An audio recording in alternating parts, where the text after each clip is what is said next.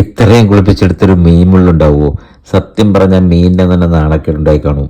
വെളുപ്പിച്ചെടുത്തൊരു മീൻ മുള്ള്. വിശക്കുന്ന നാട്ടിൽ ഭാഷയ്ക്ക് പറഞ്ഞ് നമുക്ക് അൽസീബിൽ പോകാമെന്ന്. ഞങ്ങൾ അങ്ങനെ നേരെ വിട്ടു അൽസീബിലേക്ക്. അവിടെ ചെന്നപ്പോൾ ഇരിക്കുന്ന മീനെല്ലാം പച്ച മീൻ, അതുപോലെ തന്നെ ഇരിക്കുന്ന മാർക്കറ്റിൽ ഇരിക്കുന്ന പോലെ തന്നെ മീൻ. അവർ സാലഡൊക്കെ കൊണ്ടുവച്ചു, മീനൊക്കെ കൊണ്ടുവച്ചു. എന്തൊരു ടേസ്റ്റാണ്, അടിപൊളി ടേസ്റ്റ്.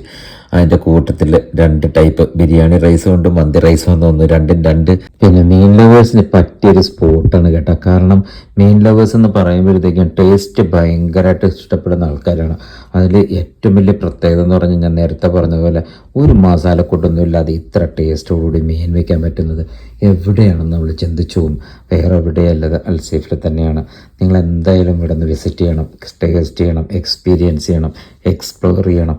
സൂപ്പറാണ് കേട്ടോ. അങ്ങനെ ടേസ്റ്റ് കൊണ്ട് കഴിച്ച് ഇതേ മീൻ്റെ പരുവ ഇങ്ങനെ അവസാനം ഒരു മുള്ളു മാത്രം. വെറുതെ ഒരു മീൻ ഡിഷ് കഴിക്കണമെങ്കിൽ ഇങ്ങോട്ട് പോരണ്ട കേട്ടോ. അതെല്ലാം നല്ല ടേസ്റ്റോടുകൂടി അടിപൊളിയായിട്ട് കഴിക്കണം എന്ന് കണ്ടു കഴിഞ്ഞാൽ നേരെ പോര് നമ്മുടെ അൽസീബ് BBQലേക്ക്.